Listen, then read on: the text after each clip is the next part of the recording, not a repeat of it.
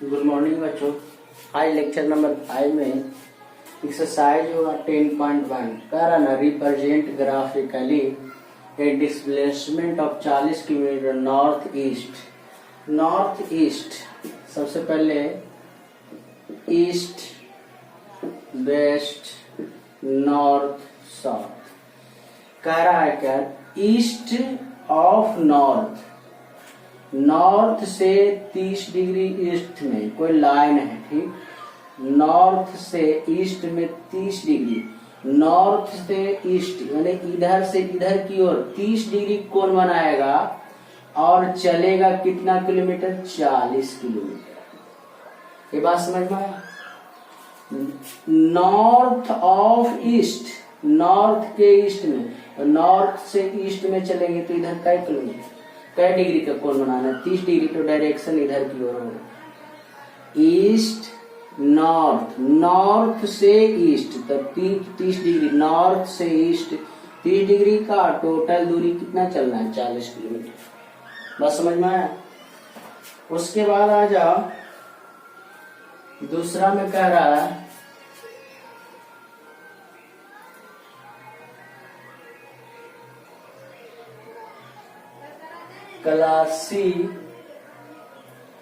classify the following major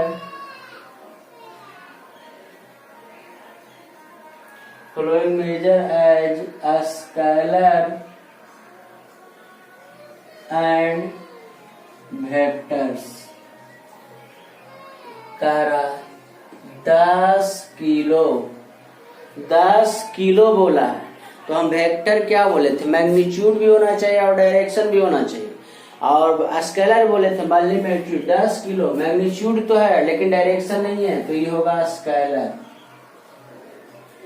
scalar होगा जी। उसके बाद दूसरा है 2 metre north west, north west देखो क्या है, 2 मीटर मैग्नीट्यूड हुआ, नॉर्थ वेस्ट डायरेक्शन हुआ, तो ये हो जाएगा वेक्टर क्वांटिटी। बस समझ में आया। तीसरा है 40 डिग्री, डिग्री है, मैग्नीट्यूड है, डायरेक्शन नहीं है, तो ये होगा स्केलर क्वांटिटी। अब आ जाओ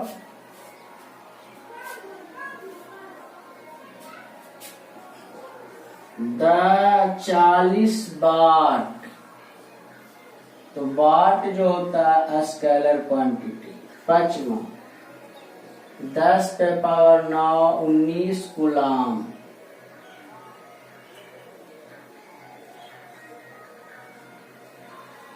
10 पे पावर 19 कूलाम,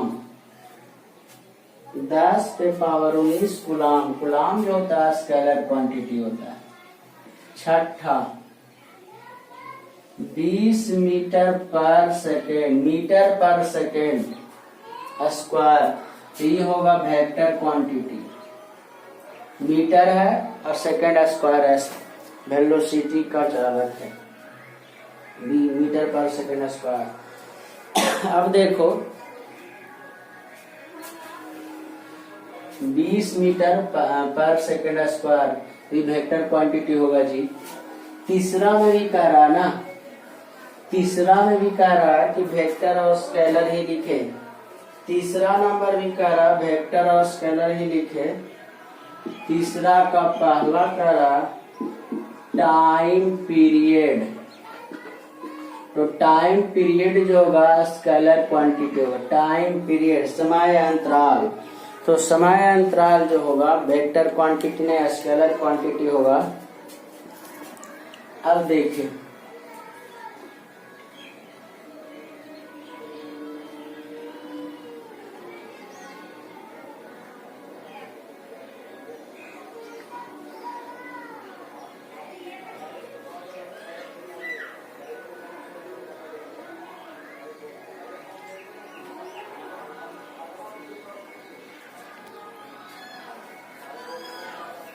अब जो होगा डिस्टेंस,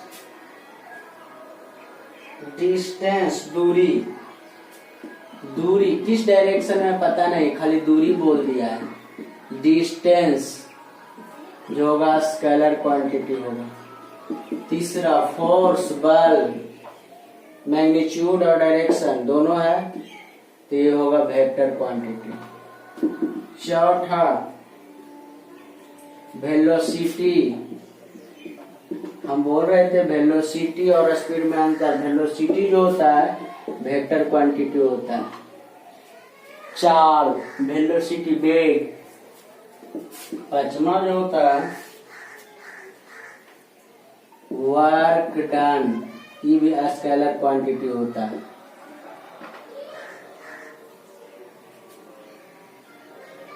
चार में लिखना है आइडेंटिफाई द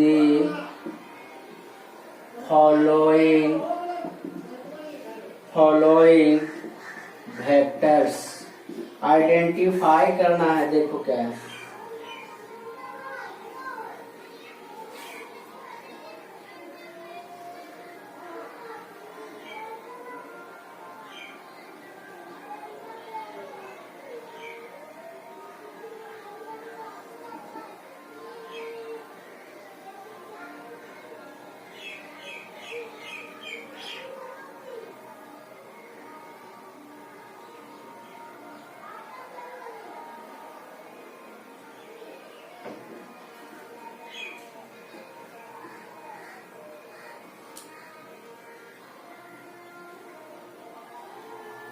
पहला कह रहा को इनिशियल वेक्टर लिखना है। तो को इनिशियल हम क्या बताए थे, वैसा वेक्टर जिसका उद्गम पॉइंट सेम हो। जैसे ई देखो, ई वेक्टर का उत्पन्न पॉइंट सेम है, और कोई ऐसा वेक्टर नहीं है जिसका उद्गम पॉइंट। कोई बोलेगा बच्चा कि सर इसका और इसका उद्गम पॉइंट, अरे बच्चा इसका तो मुंडी इसका पुच्छी है, लेकिन ये दोनों का पुच्छी एक ही जगह से निकला है, देख रहे हो, वेक्टर ए और वेक्टर डी। तो कोई इनिशियल वेक्टर लिखना कहेगा तो वेक्टर ए एंड डी, ठीक है। कोई इनिशियल वेक्टर हो गया vector A and vector D. अगर दूसरा कह रहा है इक्वल वेक्टर, बराबर वेक्टर, तो ए है ए डी, ई हो गया सी।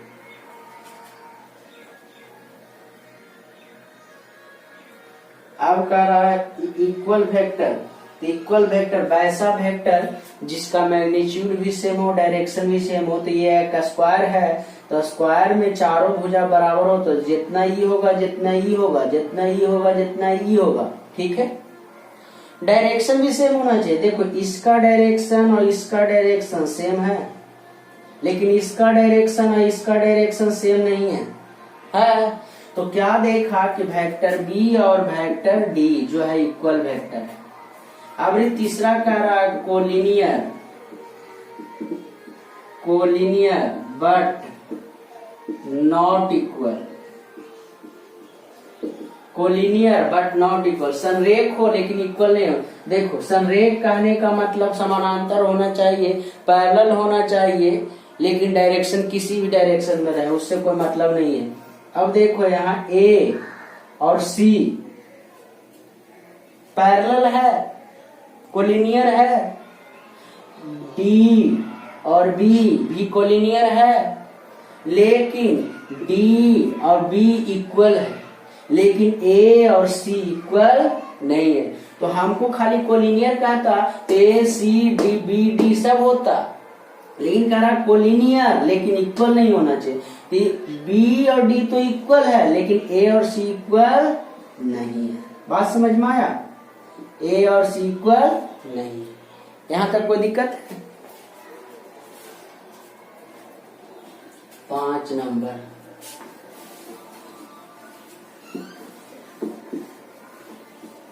नंबर, छोटू कैलकुलस के लिए टेंशन नहीं लेना है। मैं सोच रहा हूँ कैलकुलस एक ही बार में टोटल पढ़ाना है, तो छोटा टॉपिक नहीं है कि छोड़ छोड़ के पढ़ा दें, ठीक है। तो जब भी स्टार्ट होगा ना तो शुरू से लास्ट हो जाएगा। कह रहा 5 नंबर में कह रहा पहला A and minus A vector, minus A vector are collinear. तो भाई ए और माइनस ए कोलिनियर है। देखो ए, और अगर इसका उल्टा डायरेक्शन चलेंगे तो माइनस ए कोलिनियर होगा, ट्रू, कोलिनियर होगा लेकिन इक्वल नहीं होगा। दूसरा कह रहा 2 collinear vectors are always equal in magnitude, in magnitude. कह रहा 2 collinear vector are always equal है इन मैग्नीट्यूड। देखो कोई भी कोलिनियर, कोई भी इतनी दूर कोई वेक्टर है, कोई इतना बड़ा वेक्टर है, तो दोनों का कोलिनियर तो है लेकिन दोनों का मैग्नीट्यूड सेम होगा? नहीं होगा। तो यहाँ मैग्नीट्यूड से इक्वल होता है तो फॉल्स, ये फॉल्स है, ट्रू फॉल्स लिखना। तीसरा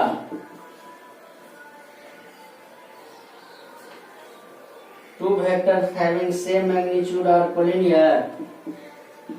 2 vectors having same magnitude are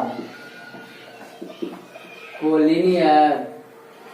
दो वेक्टर जिसका मैग्नीट्यूड सेम हो, तो कोई जरूरी नहीं है कि जिसका मैग्नीट्यूड सेम हो। एक वेक्टर इधर भी है, ठीक, एक वेक्टर इधर है, दोनों का मॉड अगर सेम है, लेकिन ये बताओ कोलिनियर है?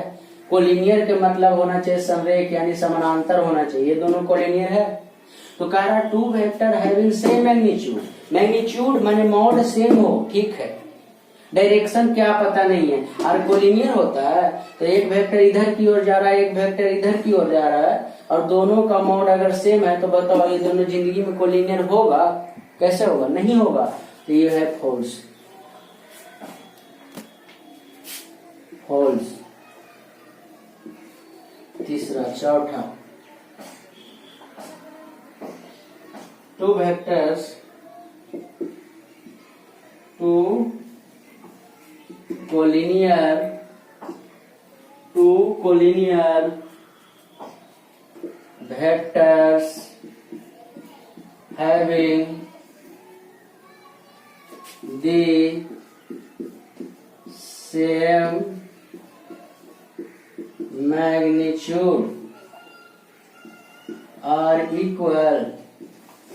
कर 2 collinear vector having same magnitude, magnitude same हो, ठीक है, मैग्नीट्यूड सेम हो, और इक्वल बराबर होता है। 2 कोलिनियर वेक्टर्स हैविंग मैंने रखता है 2 collinear vectors having same magnitude और equal.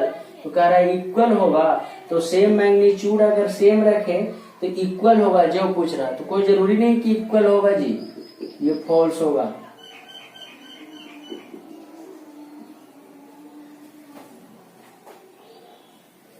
To collinear vector having same magnitude are equal. 2 collinear vector है, ठीक है, एक कोलिनियर वेक्टर है और ये दूसरा कोलिनियर वेक्टर है, दोनों का मैग्नीट्यूड इक्वल होगा।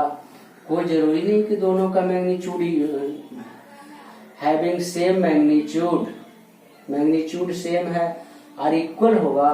तो कारण 2 collinear vector having same magnitude, दोनों का मॉड अगर ये ए है और ये बी है, दोनों का magnitude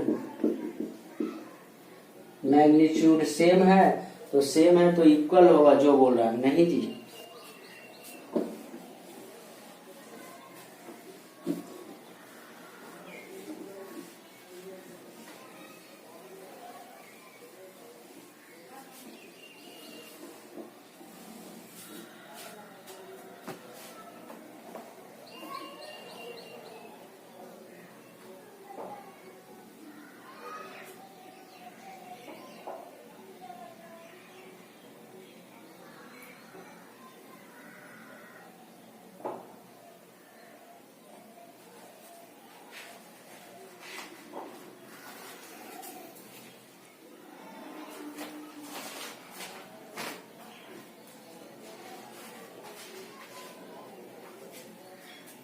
exercise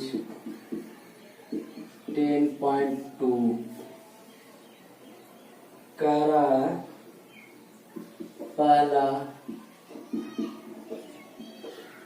compute the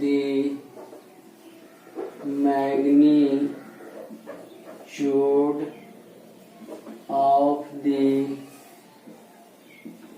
following vectors.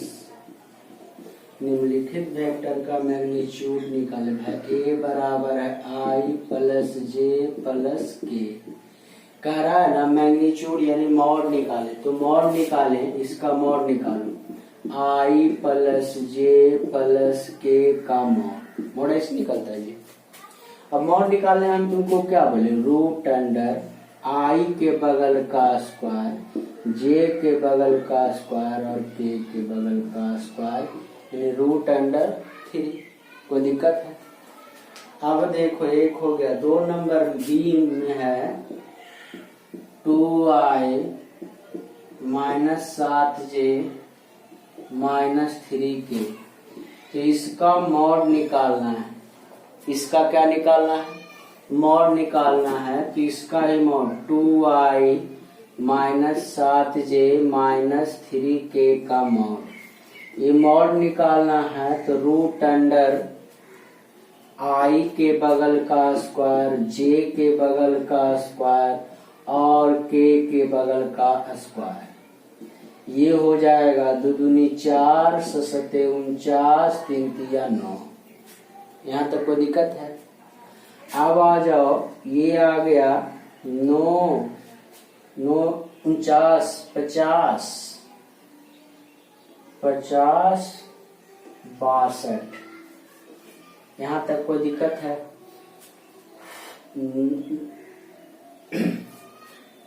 अगली कह रहा सी, वेक्टर सी बराबर दिया हुआ है।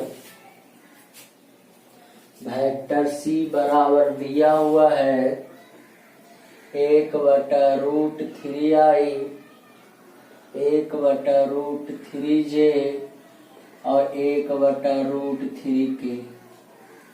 तो कह रहा है ना वेक्टर सी का मॉड निकाले। तो 1/√3i 1/√3j 1/√3k का मॉड। यहाँ तक कोई दिक्कत है? तो रूट निकलता कैसे है? रूट अंडर आई के बगल का स्क्वायर, जे के बगल का स्क्वायर और के बगल का स्क्वायर। यहाँ तक कोई दिक्कत है? आई के बगल का स्क्वायर, जे के बगल का स्क्वायर और के बगल। Root under 1/3 plus 1/3 plus 1/3। 3 का लघुत्तम 3 होगा। 1 1 1 3 से 3 कट गया, बराबर कितना है? 1। यहाँ तक में किसी बच्चा को दिक्कत है तो बोलेगा जी। अब आगे देखिए,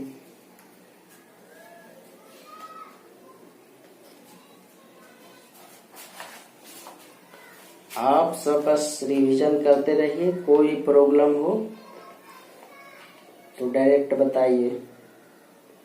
मेरे व्हाट्सएप नंबर है, उस पर आप भेज दीजिए। ऐसे एक प्रॉब्लम हम सोल्व कर देंगे एनसीईआरटी का। एनसीईआरटी बुक का एक प्रॉब्लम सोल्व होगा। दूसरी बच्चों, मेरे पास तो टाइम है ही नहीं कि आपको मैं किसी से ना पढ़ा सकता हूँ।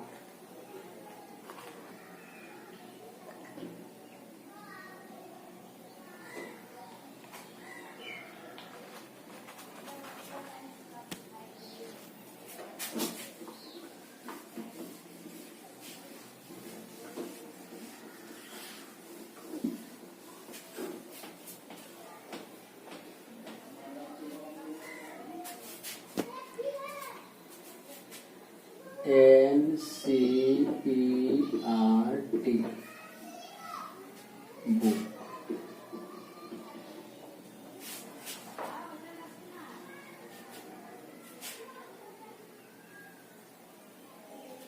दूसरा तीसरा कह रहा राइट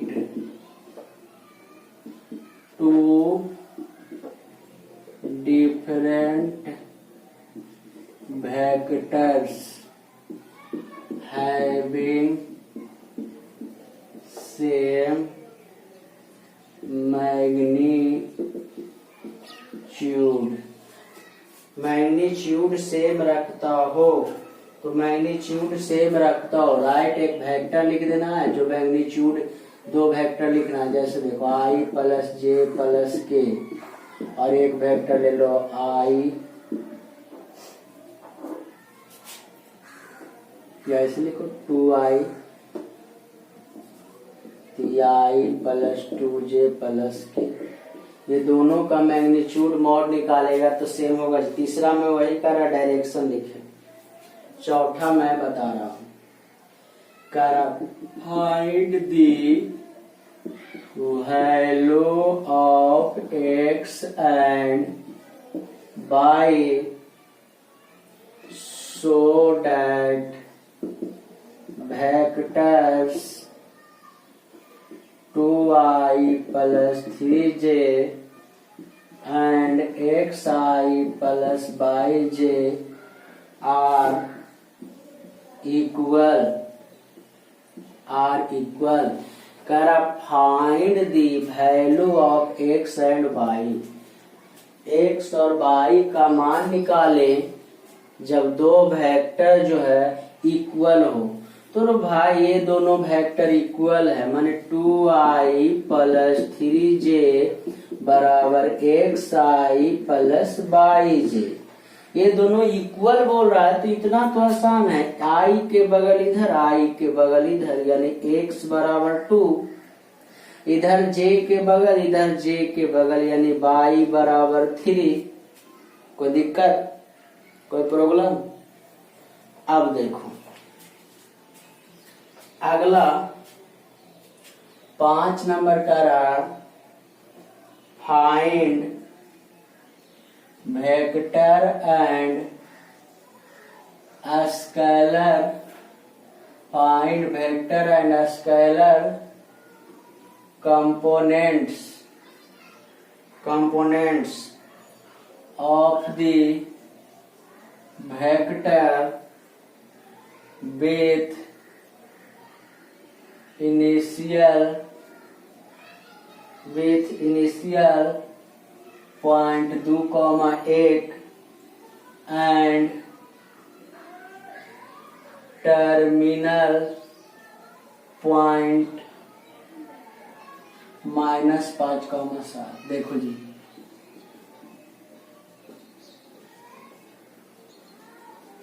कर फाइंड वेक्टर और स्केलर कंपोनेंट निकाले। वेक्टर और स्केलर कंपोनेंट निकालना है जिसका इनिशियल पॉइंट शुरू बिंदु 2,1 है और टर्मिनल के मतलब होता है अंत बिंदु -5,7 है। तो कह रहा वेक्टर निकाले, तो सबसे पहले हम बोले थे कि अगर कोई बिंदु दिया रहे, नियामक उसका दिया रहे, तो वेक्टर उसका पोजीशन लिखना रहे, ए का पोजीशन अगर लिखना रहे तो हम सबसे पहले पहला में आई लगाएंगे, दूसरा में जे लगाएंगे, तीसरा तो है ही नहीं, ए का पोजीशन निकालिए। इसी प्रकार से बी का पोजीशन निकालो, पहला में आई, दूसरा में जे, तीसरा तो है ही नहीं। यहाँ तक कोई दिक्कत है? ए पॉइंट था, बी पॉइंट था, ए का पोजीशन निकाले, ए का पोजीशन को लिखा जाता वेक्टर ओ ए, बी के पोजीशन को लिखा जाता वेक्टर ओ बी। अब हमको निकालना है वेक्टर ए बी, तो ए बी बराबर हम बताए थे बी का पोजीशन माइनस, पहले बी का पोजीशन उसके बाद माइनस ए का पोजीशन। कोई दिक्कत है? अब बी का पोजीशन देखो 5i प्लस 7j माइनस ए का पोजीशन 2i माइनस जे। छोड़ो एक मिनट, देखो 5 2 7i प्लस 6j, यहाँ तक में कोई दिक्कत है? अब तुमको वेक्टर कंपोनेंट लिखने का रहा, तो वेक्टर कंपोनेंट्स, तो हम बोले थे इसको -7 माइनस आई और 6j, ये हो गया वेक्टर कंपोनेंट। अगर स्केलर कंपोनेंट लिखने का था, स्केलर कंपोनेंट्स, तो I के बगल -7, J के बगल 6। बोलो कोई दिक्कत है यहाँ तक? ठीक है।